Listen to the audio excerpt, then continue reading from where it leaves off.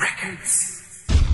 Di matanggap na wala ka na, parang di ko yata kaya ang mawala ka, dahil nasanay ako, ikaw ang kasama, makakayanan ko ba mag-isa, wala ka na. Merong isang tao na sa akin nagbabago, nagturo kung paano magmahal ng totoo. Siya ang naging dahilan kaya ang buhay ko'y nabago. Nagkaroon ng patutunguhan ng gagong katulad ko, kaya't nag-umpisa na nga ang relasyon naming binalak. Siyang babae na nagturo at sa akin ay nagtulak na maniwala sa Diyos at ako'y maging matatag. Kaya't napukaw ang damdamin na balot to ng liwanag, na siya ding nagturo sa aking magmahal ng totohanan. Ngunit sa aming kwento meron na akong di inaasahan, nang aminin mo sa akin malubha mong karamdaman at di na magagamot, kaya't balot ng kalungkutan. Lalo na nang sabihin ang buhay mo'y may taning na, at ang pagmamahalan natin ay di na aabot pa sa pangakong habang buhay. At ikaw lang ang kasama, magkahawak ang kamay at ituturing kong prinsesa. Hindi matanggap na wala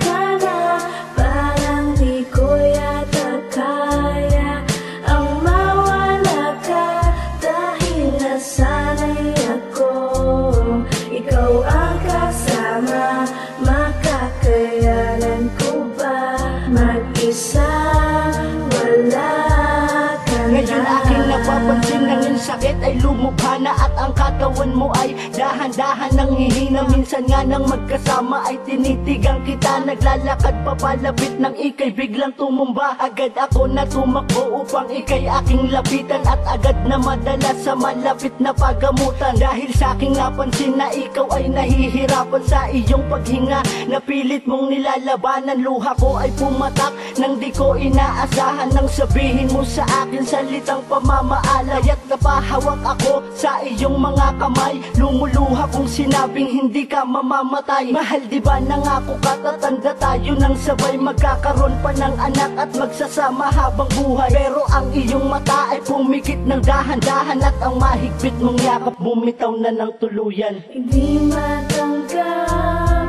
na wala ka na, parang di ko yata kaya ang mawala ka, dahil nasanay ako, ikaw ang kasama, makakayanan ko ba mag-isa, wala ka na. Nangyari na nga ang labis kong kinakatakot nang makita ang iyong katawan sa kumot ibinalot. Dahil wala na nga daw pag-asang mabuhay ka, doktor na mismo ang nagsabi na ika'y pumanaw na. Kaya't ang aking emosyon ay di ko na napigil pa, patuloy na dumaustos ang luha sa aking mata, ni hindi makapaniwala sa aking mga nakita. Parang kahapon lang sa akin nakayakap ka, sa bituin nakatingin, humihiling sa mga tala na tayong dalawa ay habang buhay magsasama. Ngunit paano mangyayari kung ika'y wala na nga? Ang pinangarap na kasal ay di na mangyayari pa. Ang makasama ka sa simbahan ngayon ay naglaho na, wala na ang babaeng sa akin nagpapasaya. Dito na ba magwawakas masaya nating alaala, tatanda ng mag-isa at di ka na makakasama? Hindi